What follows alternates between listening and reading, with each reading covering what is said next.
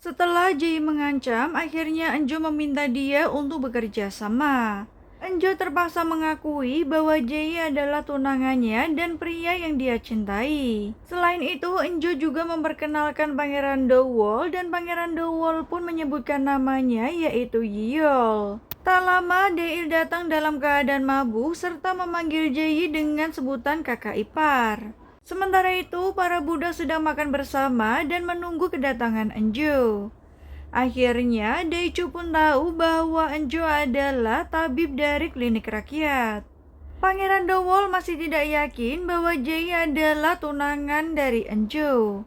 Karena dia memanggil Enjo dengan kata-kata yang sedikit tidak sopan dan itu menunjukkan bahwa dia bukanlah kekasihnya. Ji pun mengatakan bahwa Enjo hanyalah seorang Elnyo yang akan menjadi selir dan dijual ke keluarganya. Tentu saja Pangeran Dowol sangat marah tetapi Enjo memintanya untuk segera pergi. Tak lama para budak datang dan mengira Enjo masih terjebak di dalam cinta segitiga. Setelah Enjo memintanya untuk pergi, Pangeran Dowol pun akhirnya berpamitan. Daeju dan Yunbuk masih bingung apa sebenarnya yang terjadi di antara Pangeran Dowol dan juga Enjo. Saat mereka bertanya, Pangeran Dowol tidak memperdulikannya. Sementara itu, Jae masih mengolok-olok Enjo karena dia masih mempertahankan harga dirinya di depan orang yang dia sukai. Enjo pun membela diri walaupun dia hanya seorang Elnyo, tetapi dia hanya ingin terlihat baik di mata orang. Keesokan harinya, para budak bergosip tentang Enjo yang diperebutkan oleh dua pria bangsawan. Sementara Yunbuk masih mengulik rumor tentang Gildong yang sedang beredar. Di sisi lain, orang suruhan Inspektur Kim menemukan bubuk dupa yang dibawa oleh anak Im Sang-yung yaitu Im Song-jae. Selain itu, Gemnok juga masih mengulik bagaimanakah buku milik Inspektur Kim bisa ditemukan oleh Pangeran Dowol. Nah, karena posisi kepala inspektur kosong, Raja Ligyu menginginkan Hun Minjik untuk menjabat posisi tersebut. Tentu saja hal itu membuat Im Sang-yung sangat kesal, begitu pula dengan Im Song-jae. Saat Im Song-jae berniat untuk menyingkirkan Hong Minjik, ternyata Im Sang-yung mencegahnya dan juga marah. Dia menemui sendiri Hong Minjik dan menawarkan jabatan tersebut. Namun Hong Minjik justru menolak tawaran tersebut.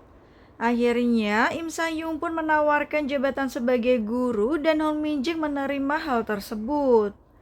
Di sisi lain, Ratu Shin dan juga Ibu Suri sedang menyulam bersama. Ibu Suri nampak gelisah karena Pangeran Dowol saat itu pergi ke pavilion raja. Ratu Shin pun berusaha untuk menenangkan Ibu Suri karena mereka berdua menangkap para koruptor. Tetapi Ibu Suri justru khawatir tentang kejadian di masa lalu yang sangat mengerikan.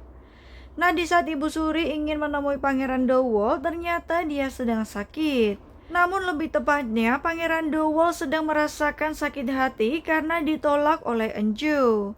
Hal itu pun membuat perasaannya semakin gundah, rusuh, dan juga tidak karuan. Di lain sisi, Tabib Shin pun disuruh menganalisis gejala yang dialami oleh Pangeran Dowol. Hal itu membuat Enjo akhirnya berpikir kemungkinan Pangeran Dowol mengalami depresi. Tetapi ada yang beranggapan lain, kemungkinan Pangeran Dowol terkena patah hati. Hal itu pun mengingatkan Enjo kepada Yeol. Nah, Pangeran Dowol masih tidak terima ketika Enjo akan menikah dengan tunangannya. Karena Pangeran Dowol tahu bahwa Jae bukanlah pria yang baik. Nah, di saat Enjo akan pulang, ternyata ayahnya menunggu dia. Hong Minjik sengaja menunggu Enjo karena ada sesuatu yang ingin dia bicarakan. Hong Minjik mengaku bahwa dia mendapat tawaran sebagai seorang guru di Namwon. Oleh sebab itu, Hong Minjik tidak bisa menemani Enjo di hari pernikahannya karena dia harus berangkat sebelum kelas dimulai. Hal itu pun membuat Enjo sangat khawatir karena Hong Minjik baru saja sembuh dari sakitnya. Di sisi lain, Jae juga masih gelisah karena dia juga harus membatalkan pertunangannya. Noul yang menemani Jae pun terlihat bingung saat Jae buru-buru pergi. Sementara itu, Im Sang-yung mendapat laporan bahwa Pangeran Dowol bergaul dengan tabib istana. Dia juga melihat bahwa Jae keluar dari klinik rakyat. Tiba-tiba Jae datang menemui ayahnya karena dia ingin membatalkan pertunangannya. Fakta mengejutkan bahwa Jae ternyata bukanlah anak kandung dari Im Sahyung. Dia anak dari seorang giseng yang diangkat menjadi anak sahnya. Jae mengetahui hal tersebut, oleh sebab itu dia tidak ingin menikahi keponakan ratu. Namun Im Sahyung justru meminta Jae untuk melakukan apa yang diperintah. Tentu saja karena dia ingin memanfaatkan Jae demi kepentingannya. Nah, saat Im Sung Jae datang, ayahnya bertanya apakah dokumen rahasia milik Jae sudah diketahui oleh Jae. Kemudian saat Enjo berada di pasar, Jae melihatnya tersenyum. Tentu saja dia sangat marah karena Jae masih tetap melanjutkan pernikahannya dengan kakeknya. Jae kembali memperingatkan Enjo untuk membatalkan pernikahan tersebut. Dengan tegas, Enjo justru mengatakan bahwa pernikahan itu hanyalah upaya transaksi putus asa demi seorang Eunyo yang bertahan hidup. Kemudian Enjo meninggalkan Jae dan juga memungut kembali barang-barang yang sudah dilempar. Saat itu ternyata Pangeran Dowol datang untuk menemui Enjo. Enjo masih bingung kenapa Pangeran Dowol mencarinya. Tetapi Pangeran Dowol menjelaskan bahwa sebenarnya dia pergi ke klinik rakyat dan mendengar Enjo pergi ke pasar. Dalam perjalanan pulang, Pangeran Dowol bertanya kapan hari pernikahan Enjo. Saat itu ada beberapa waktu untuk menghabiskan waktu bersama Enjo sebelum hari pernikahannya.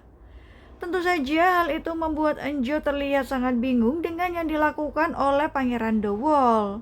Saat Pangeran Dowol mengingat apa yang dikatakan Jae tentang Enjo sebagai Eunyo, tentu saja dia sangat kesal.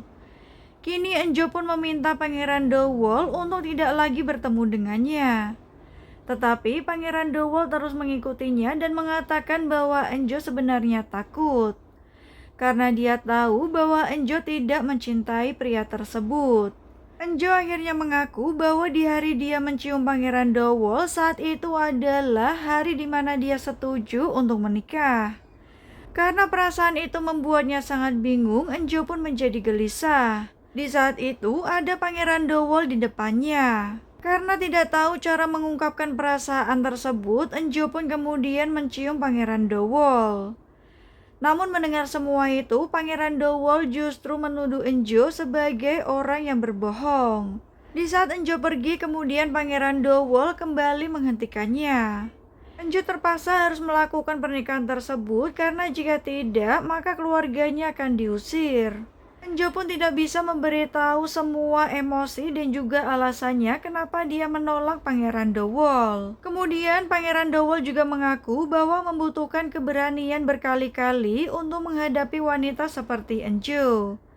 Akhirnya Pangeran Dowol pun pergi dengan perasaan yang sangat patah hati.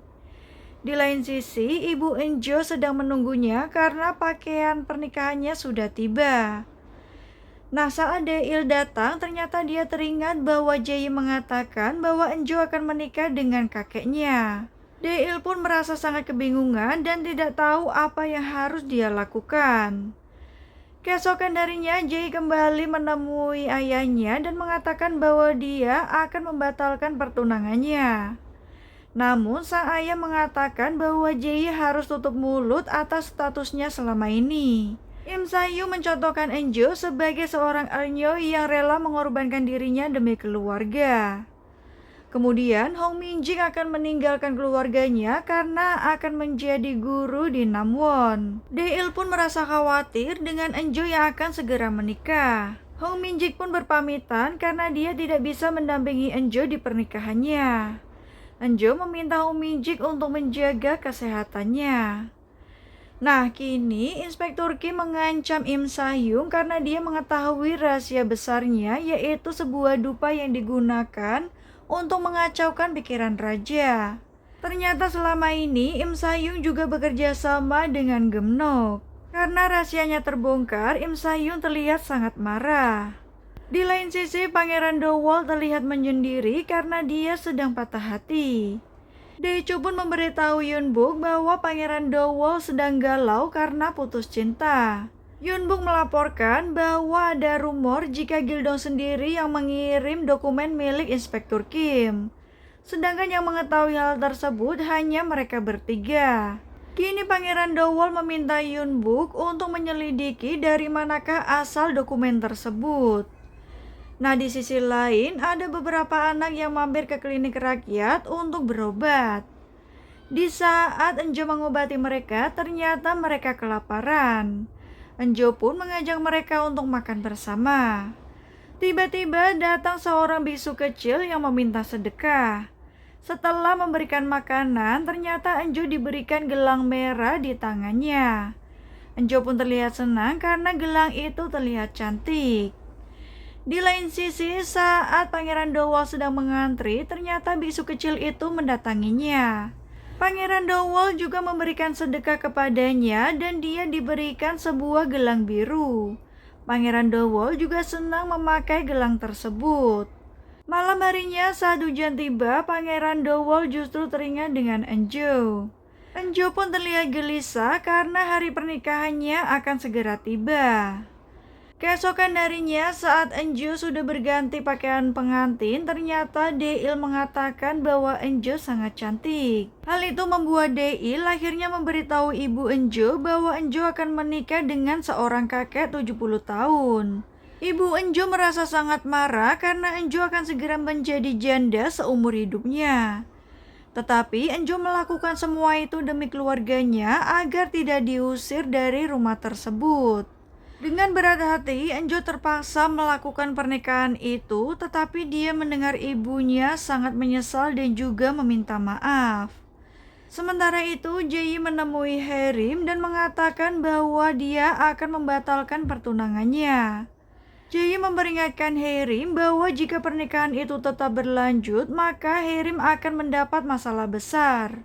Oleh sebab itu, Haerim juga harus membatalkan pertunangannya dengan dia. Kini tiba saatnya Enjo harus pergi ke keluarga Im. Nah, saat itu Enjo melihat ada sepatu bordir di depan kamarnya.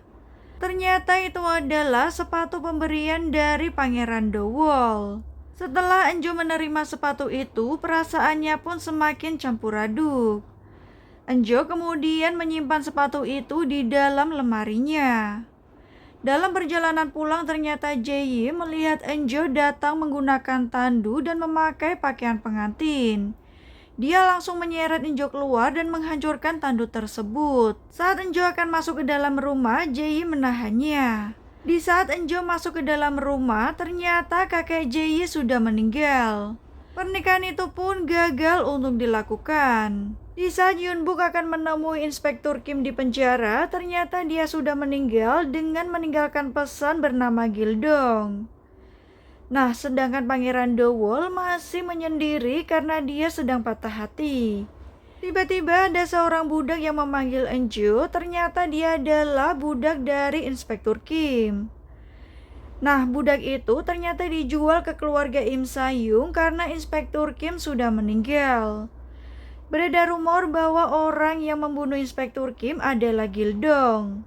Tentu saja hal itu membuat Enjo harus segera mencari tahu, tetapi belum ada bukti yang menjuru bahwa Gildonglah yang membunuh. Enjo pun kemudian buru-buru pergi, tetapi prajurit istana memergokinya. Di saat dia melarikan diri, ternyata Enjo terpleset hingga membuatnya terjatuh. Nah, Enjo tidak bisa untuk lari sehingga dia membuang semua topeng dan juga panahnya ke dalam sumur. Tiba-tiba gelang yang dipakai Enjo pun menyala dan juga gelang yang dipakai oleh Pangeran Dowol juga menyala. Tak lama kemudian Enjo terbangun dan juga Pangeran Dowol juga terbangun. Ternyata jiwa mereka tertukar di mana Enjo masuk ke dalam tubuh Pangeran Dowol dan Pangeran Dowol masuk ke dalam tubuh Enjo.